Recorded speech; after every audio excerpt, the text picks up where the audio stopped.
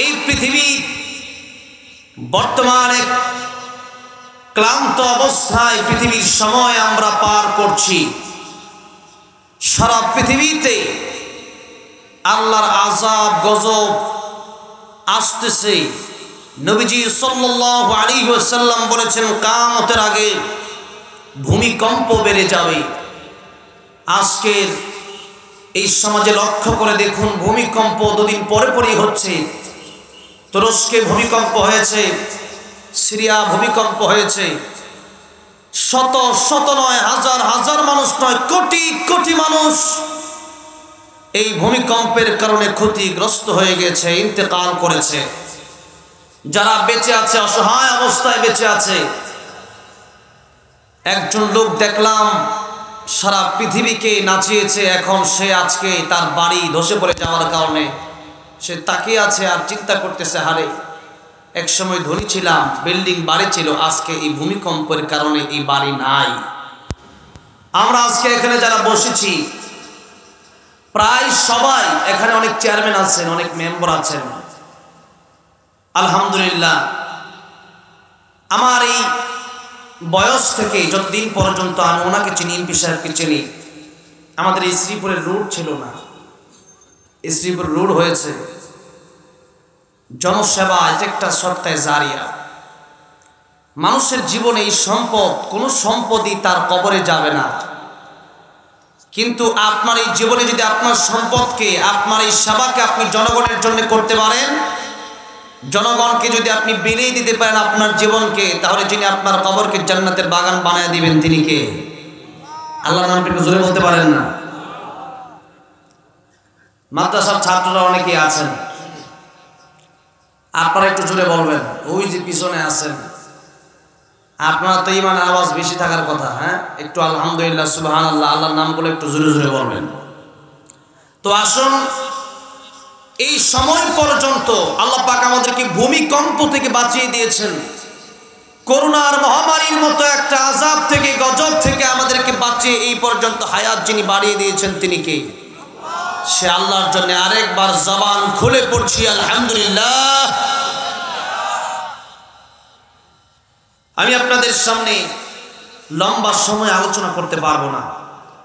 এখানে বড় বড় উলামায়ে কেরামগণ আসবেন, আল্লামা হাসান জামিল দামাত বারাকাতুহুম আসবেন, আমার অত্যন্ত কাছে হৃদয়ের মানুষ। যদি ওনার বাড়ি টাঙ্গাইলে, উনি গাজীপুরের মানুষ, উনি গাজীপুরে আছেন, এই জন্য গাজীপুর বোধবাজারের খতিব হিসাবে সাধারণ মানুষ বেশি চেনে। মাওলানা আব্দুর রহিম আল মাদানী দামাত বারাকাতুহুম, আব্দুল হান্নান বেলালী সাহেব হুজুর আছেন, যিনি আমাকে সহ এই মাহফিলটা অনেক কষ্ট করেছেন। তো এই জন্য উলামায়ে কেরামরা আলোচনা করবে, আমি আলোচনা অল্প করব। এই জন্য একেবারে ছোট্ট একটা সূরা আপনাদের সামনে তেলাওয়াত করেছি, সূরাতুল আসর তেলাওয়াত করেছি। কোরআন শরীফের সবচেয়ে ছোট ছোট যেই সূরাগুলো আছে এর ভিতরে একটা সূরা হচ্ছে সূরাতুল আসর। এই সূরাতে 3টা আয়াত মাত্র। সূরা কাউসার যেমন সূরা কাউসারে 3টা আয়াত, এই সূরাতুল আসরেও 3টা আয়াত। এবার আসুন আমরা আলোচনায় যাব। তার আগে আল্লাহ পাক সূরাতুল আসর কেন নাজিল করেছেন এর শানে নুজুল আমরা শুনে এরপরে সামনের দিকে আমরা তাফসিরে যাব ইনশাআল্লাহ। একজন মানুষ যদি এখানে বসে আলোচনা করে, সেই মানুষটাকে আপনারা যাচাই বাছাই করেই আনবেন। একজন মানুষকে যদি সমাজের নেতা বানাতে হয়, তাহলে আপনারা যাচাই বাছাই করেই নেতা বানাবেন, ভোট দিবেন। একজন মানুষ এই জন্যে ভোটের আগে অক্লান্ত পরিশ্রম করেন, মেহনত করেন। কেন? মানুষের খেদমত করেন, যাতে করে আপনারা আগে থেকেই চিনতে পারেন যে আমরা কাকে ভোট দেব, কাকে আমরা ভালোবেসে কাকে এমপি নির্বাচন করব। তো যেই ব্যক্তির মাধ্যমে তামাম পৃথিবীর মানুষ হেদায়েতের আলো পাবে, কোরআনের আলো পাবে, সেই ব্যক্তিকে চেনার দরকার আছে না নাই? অবশ্যই আছে। এজন্য আল্লাহ রাব্বুল আলামিন, আল্লাহর নবী, বিশ্ব নবী রাহমাতুল লিল আলামিন, ওনাকে 40 বছর পরে নবুয়তি দান করলেন। অথচ নবীজি 40 বছর পরে কেন মানুষকে দাওয়াত দিবেন? নবীজি বলেছেন, আদম আলাইহিস সালাম উনি যখন মাটি আর পানির মাঝখানে ছিলেন তখন থেকে আমি নবীজি আল্লাহ রাব্বুল আলামিন আমি নবীজিকে সৃষ্টি করেছেন। কোন সুবহানাল্লাহ। আদম আলাইহিস সালামকে আল্লাহ রাব্বুল আলামিন সৃষ্টি করার আগে আমাদের নবীকে আল্লাহ রাব্বুল আলামিন সৃষ্টি করেছেন। এইজন্য আদম আলাইহিস সালাম যখন তিনি সৃষ্টি হলেন, আল্লাহ রাব্বুল আলামিন যখন তিনাকে সৃষ্টি করলেন আমাদের পিতা আদম আলাইহিস সালামকে, আদম আলাইহিস সালাম আল্লাহকে জিজ্ঞাসা করলেন, হে প্রভু, তোমার নামের সাথে যে নাম আমি আরশ আজিমের গেটে দেখেছি, লা ইলাহা ইল্লাল্লাহু মুহাম্মাদুর রাসূলুল্লাহ সাল্লাল্লাহু আলাইহি ওয়াসাল্লাম, আল্লাহ তাআলা সেই নাম আমার পূর্বে তুমি কাকে সৃষ্টি করেছো? আল্লাহ রাব্বুল আলামিন বললেন, আমার সেই হাবিব বিশ্বনবী মুহাম্মদুর রাসূলুল্লাহ সাল্লাল্লাহু আলাইহি সাল্লাম জিনাকে সৃষ্টি না করলে আমি আল্লাহ তুমি আদমকেও সৃষ্টি করতাম না। সেই মুহাম্মদ রাসূলুল্লাহ সাল্লাল্লাহু আলাইহি সাল্লামকে আদম আলাইহিস সালামের আগে থেকেই, সৃষ্টির আগে থেকেই আল্লাহ পাক নবী বানিয়েছিলেন। আল্লাহ রাব্বুল আলামিন নবীজিকে এর পরেও 40 বছর পরে কেন দাওয়াত দিতে বললেন? আমার বয়স 23 বছর, আমি কোরআনের কথা বলি, আমার মতো আরো কত যুবক ইসলাম কায়েমের জন্য নিজের তাজা তাজা রক্ত দিয়ে দিয়েছে, জীবন দিয়ে দিয়েছে। আল্লাহ রাব্বুল আলামিন চাইলে পারতেন, ওগো নবীজি আপনি আপনার যৌবন বয়স থেকে আপনি মানুষকে কোরআনের দাওয়াত দেন, দ্বীনের দাওয়াত আপনি দেন, কিন্তু আল্লাহ রাব্বুল আলামিন 40 বছর পরে কোরআনের দাওয়াত কেন মানুষের দ্বারে দ্বারে পৌঁছায় দিতে বললেন? কারণ 40 বছর পর্যন্ত আল্লাহ চিনিয়েছেন যে আমাদের নবীর চরিত্র কত সুন্দর। কোন সুবহানাল্লাহ। নবীর চরিত্র আল্লাহ রাব্বুল আলামিন 40 বছর পর্যন্ত দেখাইছেন। দেখো, নবী হওয়ার যোগ্যতা সবাই রাখে না, আর না হলে পরে সাধারণ মানুষ আবু জাহেল, আবু লাহাব, উতবা, ওয়ালিদ ইবনে মুগিরা বলতে পারে যে আমাদের সাথে তুমি চলেছো, আমাদের সাথে তুমি খেয়েছো, একসাথে চলাফেরা, তো আমরা নবী হতে পারলাম না, তুমি নবী হলা কেমনে? এ কথা বলার সম্ভাবনা আছে। যার কারণে আল্লাহ পাক শুধু নবীর জন্মের পর থেকেই নয়, নবীর জন্মের আগে থেকে আব্দুল্লাহ নবীর পিতা যখন ঘর থেকে বের হতো তখন আব্দুল্লাহকে দেখে তৎকালীন সময়ের মেয়েরা পাগল পাড়া হয়ে যেত। কোন সুবহানাল্লাহ। আর বলতো, আব্দুল্লাহ রে, তোমাকে বিয়ের প্রস্তাব দিলাম, আমাকে তুমি বিয়ে করো। কারণ আব্দুল্লাহর কপালে এমন একটা নূর ভাসতেছিল, এমন একটা আলো ভাসতেছিল, যে আলো দেখার কারণে ওই এলাকার লোকেরা, মক্কার লোকেরা বুঝতে পেরেছে আব্দুল্লাহর কপালে এই নূর, এটা দুনিয়ার কোন সাধারণ মানুষের কপালে যেহেতু নাই, মনে হয় মুহাম্মদ রাসূলুল্লাহ এই আব্দুল্লাহর ঘর থেকেই জন্ম নেবে। সুবহানাল্লাহ। আব্দুল্লাহর ঘর থেকেই মনে হয় মুহাম্মদ রাসূলুল্লাহ জন্ম হবে। যেই মাত্র এই কথা চিন্তা করলো, নারীরা আব্দুল্লাহর জন্য পাগল পাড়া ছিল। নবীজির দাদা আব্দুল মুত্তালিব উনি খাজা আব্দুল ওয়াহাবের বাড়িতে গেছেন। খাজা আব্দুল ওয়াহাব উনি হচ্ছেন নবীজির নানা। খাজা আব্দুল ওয়াহাবের বাড়িতে গিয়ে উনি ওনার কয়েকজন সন্তানকে সেখানে নিয়ে গেল আর আব্দুল্লাহর জন্য বিয়ের প্রস্তাব দিল। নবীজির নানা খাজা আব্দুল ওয়াহাব বলল যে দেখো, তোমার যে সন্তানগুলোর চেহারা আমি দেখেছি, এই সন্তানগুলোর চেহারা দেখে তোমার কোন সন্তানের কাছে আমার মেয়ে আমেনাকে বিয়ে দেওয়া সম্ভব হবে না। আব্দুল মুত্তালিব বলল, খাজা আব্দুল ওয়াহাব আপনি শোনেন, আমার যে সন্তানগুলোকে আমি এই জায়গায় নিয়ে এসেছি, কোন সন্তানের চেহারা আমার আব্দুল্লাহর সাথে মিল নাই। কোন সুবহানাল্লাহ। আমার আব্দুল্লাহ এত সুন্দর, আমার আব্দুল্লাহর চেহারা থেকে আল্লাহ রাব্বুল আলামিন অটোমেটিকলি নূর বের করে দেন। খাজা আব্দুল ওয়াহাব ডেকে বলল, আরে আব্দুল মুত্তালিব,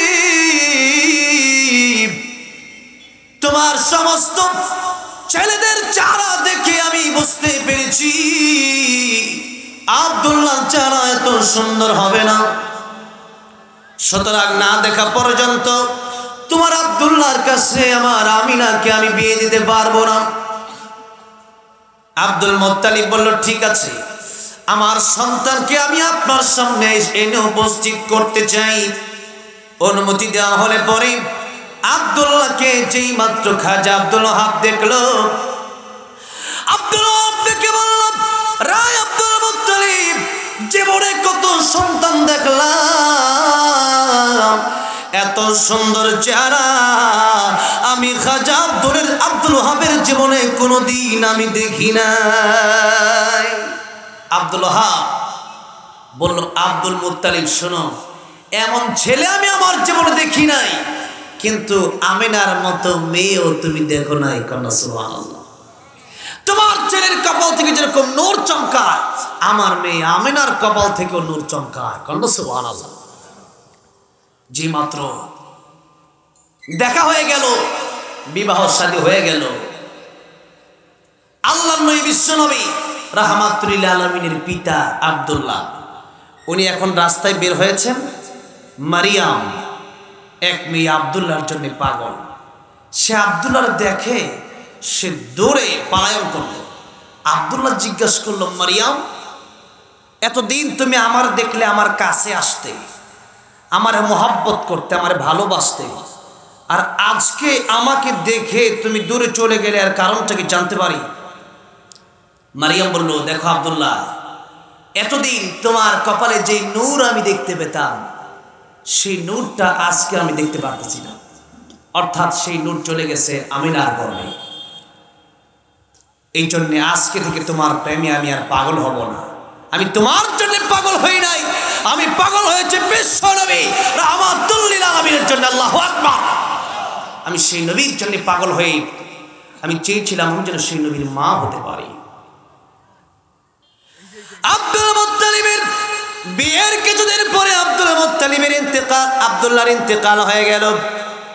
যেই মাত্র আব্দুল্লাহর ইন্তেকাল হয়ে গেল,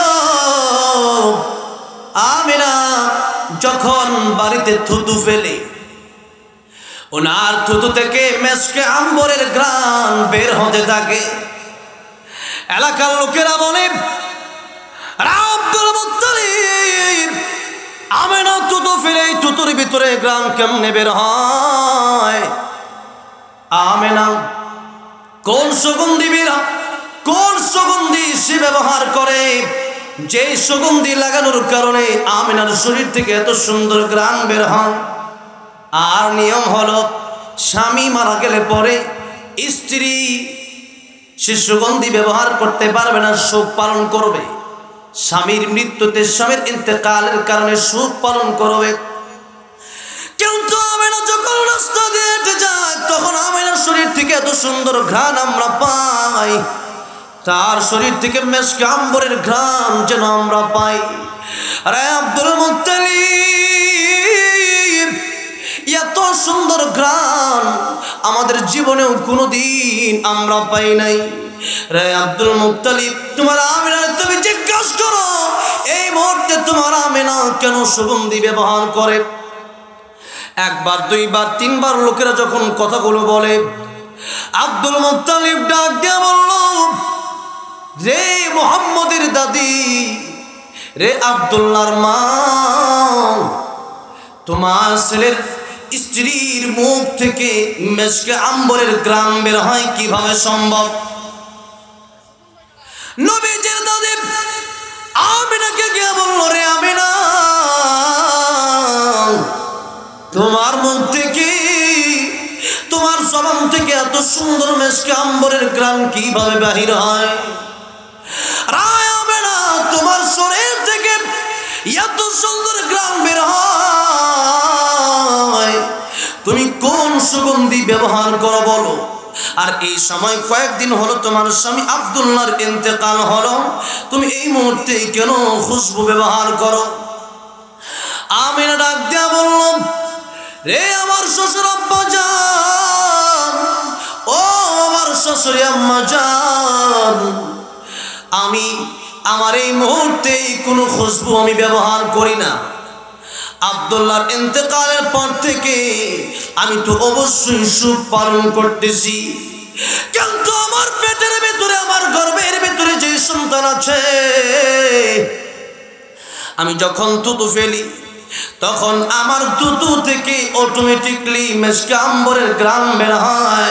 এটা আমার দেহের কোনো কারিশমা না, এটা আমার গর্ভের ভিতরে যে বিশ্বনবী আছে সেই নবীর কারিশমা। আল্লাহু আকবার, আল্লাহু আকবার। সেই নবীর কারিশমা আমার গর্ভ থেকে বের হয়, এটা আমার কোনো কারিশমা না। নবীজি জন্মের আগেই এত অলৌকিক ঘটনা আল্লাহ পাক দেখাইছে। দেখো বিশ্ববাসী, সাধারণ মানুষ যে নবী হবে আর তোমরা মেনে নিবে বিষয়টা কিন্তু এমন নয়। একটা মানুষ যে কোনো জায়গায় যেতে হলে তার পরিচিত হওয়া লাগবে, তার আচরণের মাধ্যমে তার এমন কিছু গুণ থাকতে হবে যেটা সবার মধ্যে থাকবে না। নবীজি জন্ম নিলেন, নবীজি জন্ম নেওয়ার পরেই সিজদায় পড়ে গেলেন। সুবহানাল্লাহ, সিজদায় পড়ে গেছে, আল্লাহর তাসবিহ পাঠ করতে শুরু করে দিছে। আল্লাহু আকবার কাবীরা, আলহামদুলিল্লাহি হামদান কাসীরা, সুবহানাল্লাহি বুকরাতাও ওয়া আসীলা। নবীজি পড়তেছেন, সিজদায় চলে গেছেন। আচ্ছা বলেন তো, এরকম কোন শিশু আপনারা দেখেছেন যে জন্মের পরে সিজদায় পড়ে গেছে, আল্লাহর তাসবিহ পড়েছে? তাহলে এটা অন্য কোন উম্মতের পক্ষে সম্ভব নয়, এটা নবীর পক্ষে সম্ভব। নাম্বার 2 হলো, নবীজির জন্মের পর থেকে নবীজি কোনোদিন ছোট্ট বয়সেই উলঙ্গ হতেন না। কন্যা সুবহানাল্লাহ। নাম্বার 3, দেখেন নবীজিকে একদিন আম্মা জান আয়েশা সিদ্দিকা রাদিয়াল্লাহু আনহা বললেন, আমার প্রাণের স্বামী বিশ্বনবী রাহমাতুল আলামিন, আপনার শরীরে আমি কিছু দাগ দেখতে পাচ্ছি, আপনার পিঠে। এই দাগগুলো কিসের দাগ? আপনার কি কখনো বসন্ত হয়েছিল? নবীজি ডেকে বললেন, আয়েশা রে, আয়েশা, আমি নবীজি এমন নবী, আমি নবীজির পিঠে বসন্ত হবে তো দূরের কথা, মহান আল্লাহ রাব্বুল আলামিন আমি নবীর জন্য মশা মাছি পর্যন্ত আমার দেহে বসা হারাম করে দিয়েছে। একটা মশা মাছি আমার গায়ে কোনোদিন বসে না। ইয়া রাসূলুল্লাহ, ইয়া হাবিবাল্লাহ, এত দাগ কিসের দাগ? নবীজি বললেন, আয়েশা রে, এই দাগগুলো আমার বসন্তের দাগ নয়, এই দাগ আমার সেই দাগ তায়েফের ময়দানে আমি মানুষকে দ্বীনের দাওয়াত দিতে গিয়েছিলাম, মানুষেরা আমার দাওয়াত শোনে নাই, নবীজিকে পাথর মেরেছে, নবীজির পেট থেকে রক্ত গড়ায়া গড়ায়া জোতা মোবারকের সাথে লেগে গিয়েছে।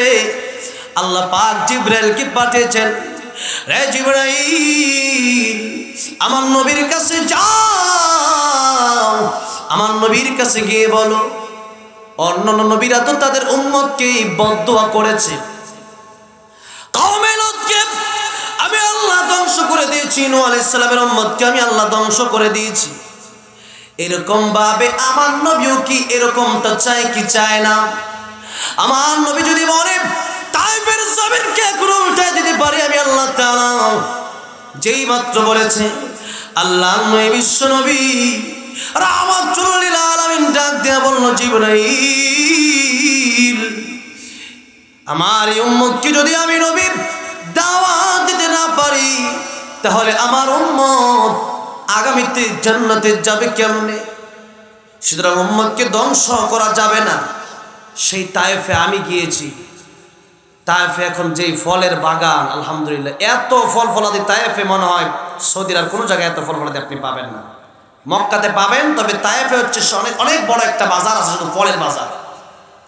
এখানে যারা গিয়েছেন তারা দেখেছেন সেই জায়গার জন্য বরকত আর বরকত। কেন নবীজি বদদুয়া দিলে আর বরকত থাকতো না। সেই নবীজি আমাদের জন্য দোয়া করেছেন, চেয়েছেন আমরা কিভাবে জান্নাতি হব। আমাদের অনেকের দাদা পরদাদা এরকম ভাবে আপনারা দেখতে পারবেন যা ওনারা হিন্দু ছিল, ইসলাম ওনাদের ভিতরে ছিল না, কিন্তু নবীজির সেই দাওয়াতের কারণে আজকে আমরা ইসলাম পেয়েছি, কোরআন পেয়েছি, সুন্নাহ পেয়েছি, আমরা জান্নাতের পথ পেয়েছি, হালালের পথ পেয়েছি, হারাম থেকে বাঁচতে পেরেছি সেই নবীর দাওয়াতে। নবীজি কষ্ট উম্মতের জন্য করেছেন, সেই নবীর গায়ে কোনোদিন মশা মাছিও বসে নাই। এরপরের কথা হচ্ছে নবীজি সাল্লাল্লাহু আলাইহি ওয়াসাল্লাম জন্মের পরেই উনি এত সুন্দর, জন্মের পর থেকে ওনার চরিত্র ছিল 40 বছর পর্যন্ত দুষ্টমি করে একটা মিথ্যা কথা বলে নাই। কন্যা সুবহানাল্লাহ। যেই নবীর চরিত্রের ব্যাপারে আল্লাহ নিজে সার্টিফিকেট দিয়েছেন, আমরা তো কেউ সার্টিফিকেট দিলে এটা নিয়ে গর্ব করি, আর আমাদের বিশ্বনবীর সার্টিফিকেট আল্লাহ পাক নিজেই বর্ণনা করলেন। ওয়া ইন্নাকা লাআলা খুলুকিন আযীম।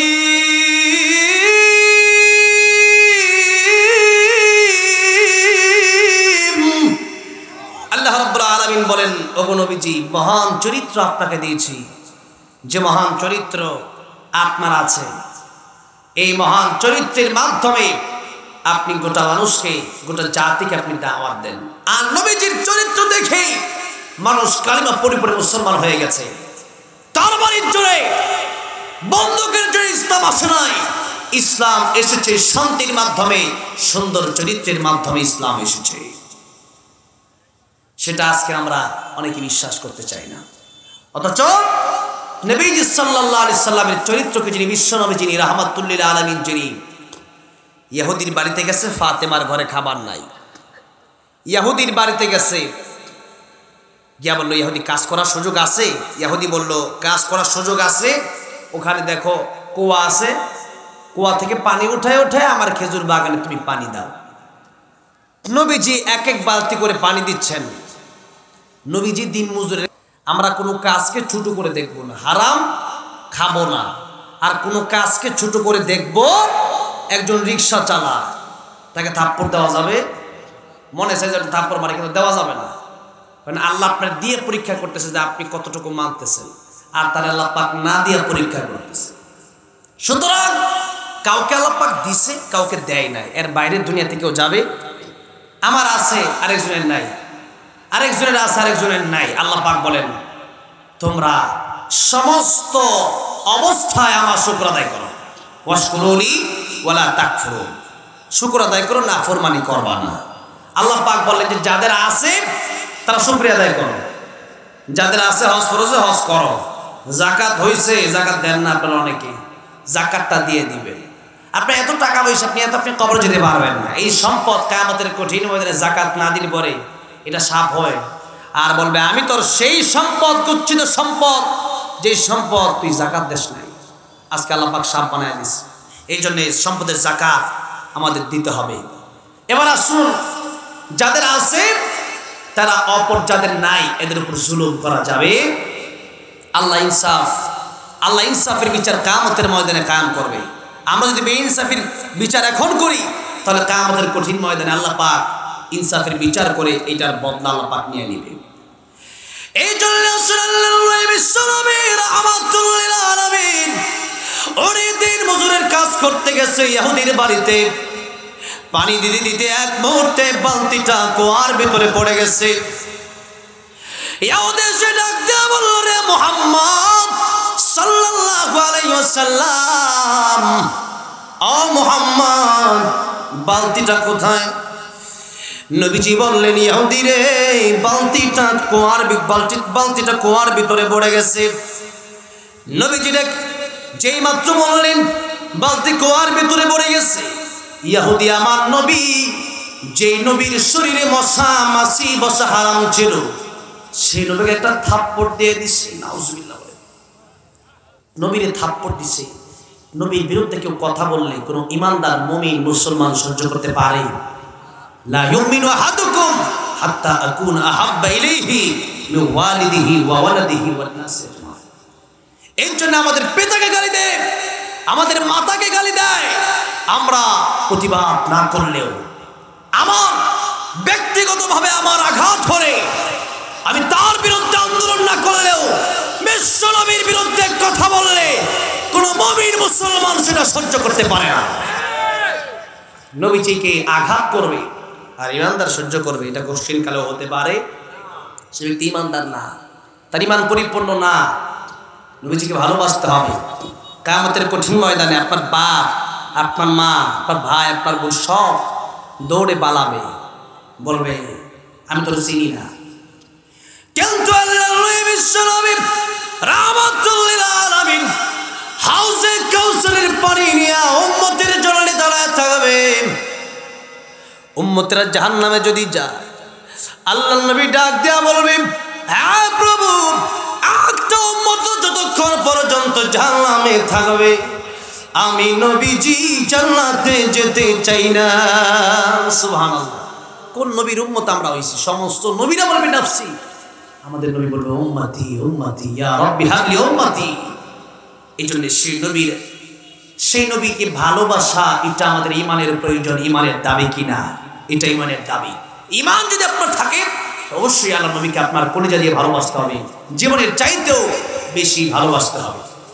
নবীজিকে থাপ্পড় দিয়েছি, কিন্তু নবীজির আচরণ, আমাদেরকে তো একটা থাপ্পড় দিলে আমরা 3টা ঘুষি মারি, ঠিক না ঠিক? 3টা ঘুষি মারলে আরেকজন 6টা ঘুষি মারে, এরপরে এগুলা নিয়ে মামলা হামলা, হ্যাঁ, জরিমানা, বিভিন্ন মাথা ফাটায় একবার হত্যা পর্যন্ত করে ফেলে।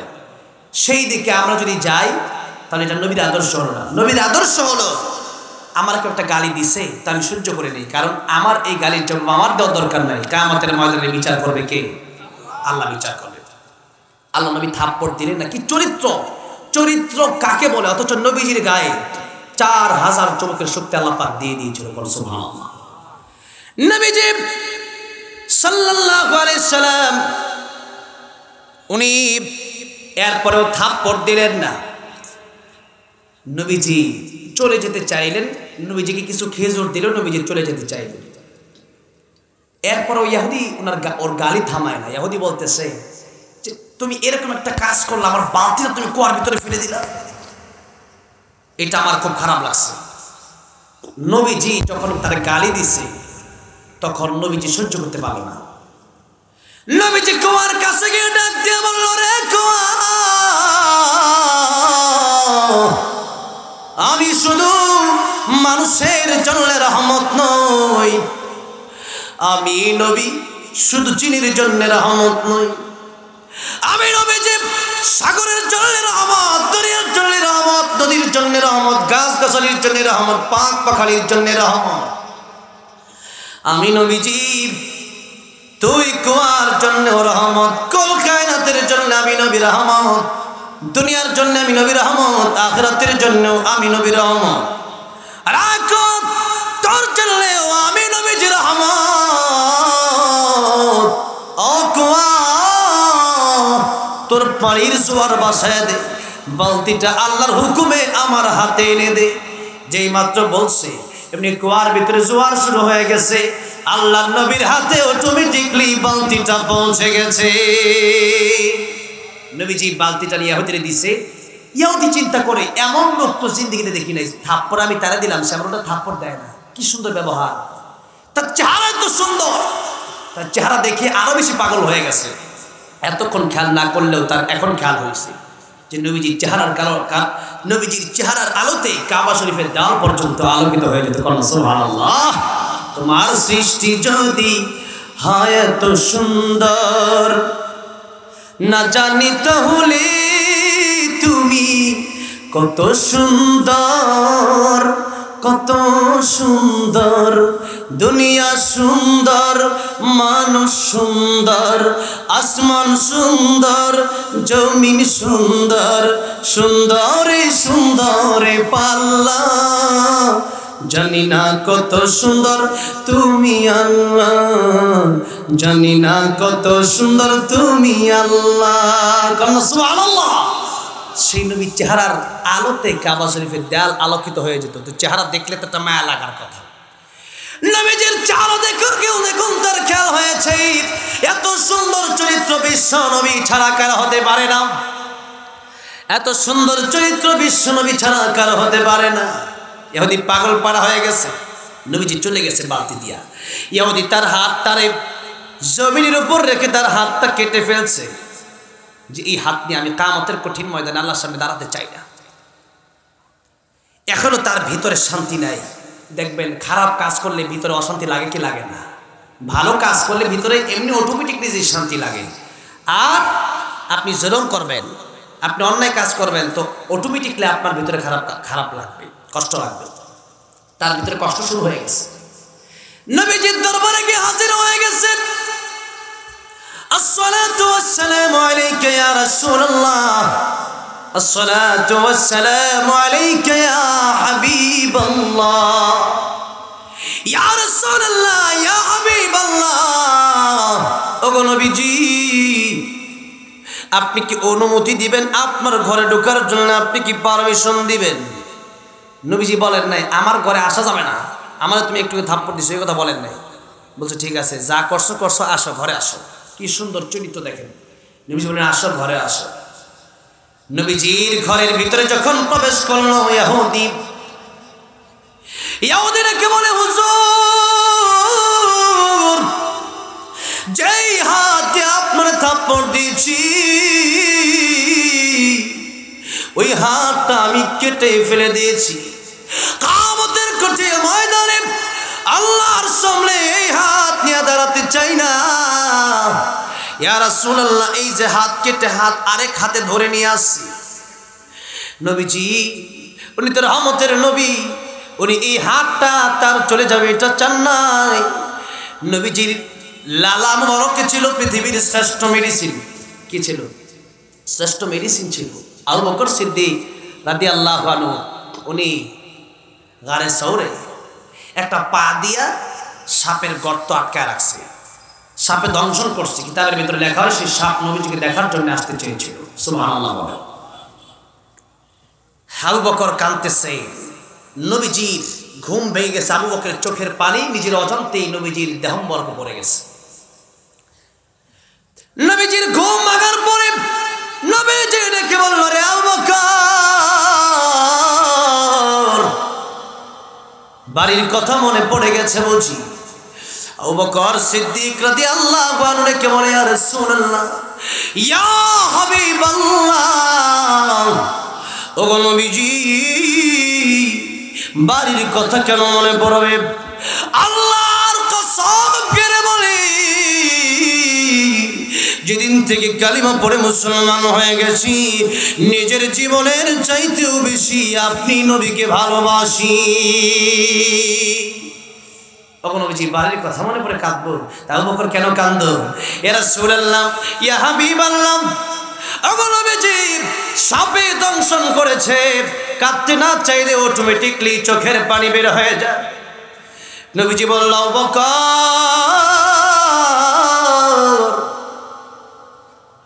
তোমার চোখের পানি বের হচ্ছে, তুমি কাঁদতে সময় আগে ডাক দিলে না কেন? আবু বকর বলে, ইয়া রাসূলুল্লাহ, কিয়ামতের কঠিন ময়দানে যদি আল্লাহ যদি আমার জিজ্ঞাসা করে, আবু বকর, গারে সওরের ভিতরে আমার নবীর ঘুম তুমি ভাঙিয়েছিলে, বলো না তোমার জীবনের দাম বেশি না আমার নবীর ঘুমের দাম বেশি? ইয়া রাসূলুল্লাহ, আমি বলবো অবশ্যই অবশ্যই আমার জীবনের চাইতে কোটি কোটি বেশি দামি আল্লাহর নবীর ঘুম।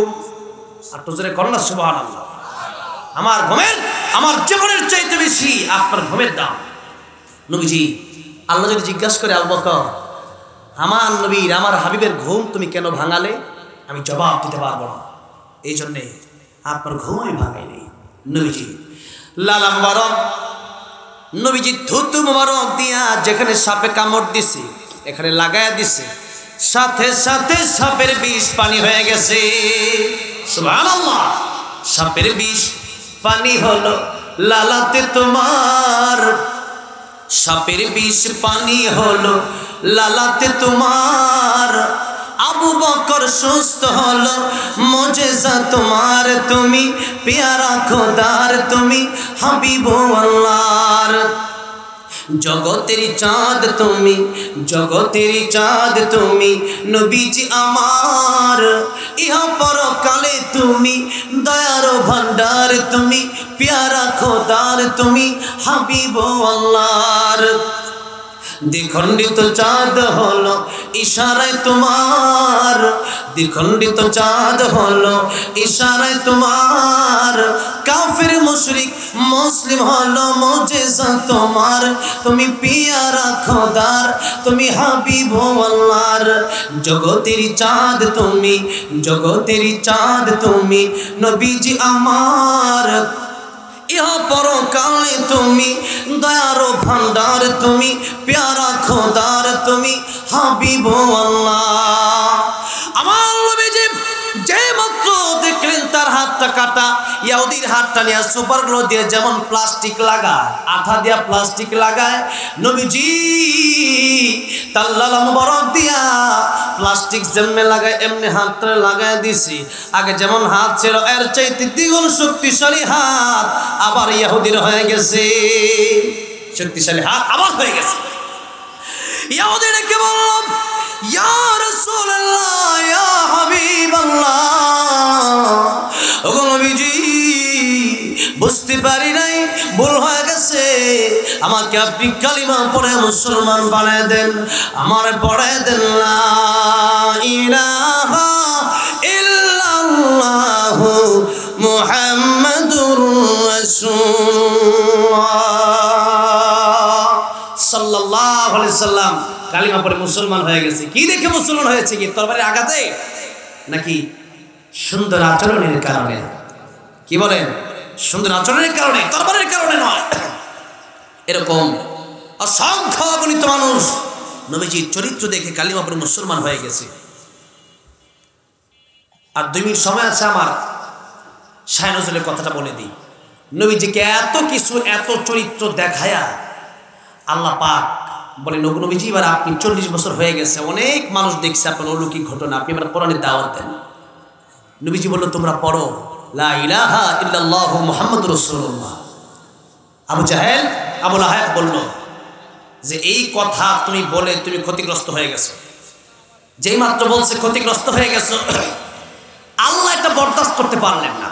আচ্ছা, আমারে গালি দিলে যদি আমি বরদাস্ত করে নিই, মনে করেন আমাদের ভালোবাসার বন্ধু যারা, তাদেরকে গালি দিলে কিন্তু এক বন্ধুর গালি দিলে আরেক বন্ধু সহ্য করতে পারে না। আল্লাহ হচ্ছেন আমার নবীর সবচাইতে বড় বন্ধু। আমাদের সবচাইতে বড় বন্ধু কে? আল্লাহ। আল্লাহ নবীর সবচাইতে কাছের বন্ধু। নবীজিকে বলছে তুমি ক্ষতিগ্রস্ত, আল্লাহ বলেন না। কে ক্ষতিগ্রস্ত, কে ক্ষতিগ্রস্ত না, কে ক্ষতিগ্রস্ত, কে লাভবান, এটা আমি আল্লাহ সূরাতুল আসর দিয়ে স্কেল দিয়ে তোমাদেরকে জানাই দিলাম। তাহলে ক্ষতিগ্রস্তকে আর লাভবানকে এটা আমরা আজকে জানবো 1 মিনিটের ভিতরে, যেটা সময় আছে 1 মিনিট, 1 মিনিটের ভিতরে আমরা জানবো কে ক্ষতিগ্রস্ত আর কে লাভবান। আল্লাহ পাক বলতেছেন, 1 নম্বর আমানু, যার ঈমান থাকবে, অর্থাৎ 6 কথার উপর বিশ্বাসী হবে। আমানতু বিল্লাহি ওয়া মালাইকাতিহি ওয়া কুতুবিহি ওয়া রুসুলিহি ওয়াল ইয়াউমিল আখিরি ওয়াল কদরি খাইরিহি ওয়া শাররিহি মিনাল্লাহি তাআলা ওয়াল বা'থি বাদাল মাউত। যারা পড়ছেন তো পড়ছেনই আলহামদুলিল্লাহ। এই 6 কথার উপর বিশ্বাস করা, বাংলা বলার সময় নেই। এই 6 কথার উপর বিশ্বাস করলাম ঈমান। থাকতে হবে নেক আমল। আল্লাহ পাক যা বলেছেন তা মানতে হবে, যা থেকে নিষেধ করেছেন তা থেকে বিরত থাকতে হবে। যদি আপনি পরকাল আপনি যদি মুসলমান হন, ঈমানদার হন, আপনার জন্য আলোচনা, বলে আপনার জন্য আলোচনা না। নাম্বার 3, এটা নিজে নামাজ পড়লে হবে না। পরিবারে আপনার স্ত্রী নামাজ পড়ে না, তাকে বলতে হবে তুমি নামাজ পড়ো। আপনি নিজে নামাজ পড়লে হবে না। সন্তান নামাজ পড়ে না, তাকে বলতে হবে তুমি নামাজ পড়ো। কারণ আপনি একা যদি আমল করেন তাহলে ধ্বংস আসতে পারে আপনার উপর আসবে। এই জন্যে এটা দাওয়াত দিতে হবে। ওয়া তাওয়াসাউ বিল হাক্কি ওয়া তাওয়াসাউ বিস সাবরি।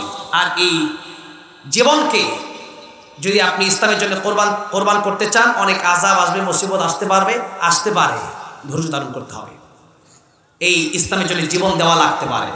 আমরা কি ঈমান বিক্রি করব না জীবন দিয়ে দিব? জীবন দিয়ে দিব, কিন্তু ঈমান বিক্রি করব না। হচ্ছে সবর, ধৈর্য আমাদের ধারণ করতে হবে। আল্লাহ পাক যেন 4 গুণ নিয়ে আমাদেরকে কবরে যাওয়ার তৌফিক দান করেন, আমিন।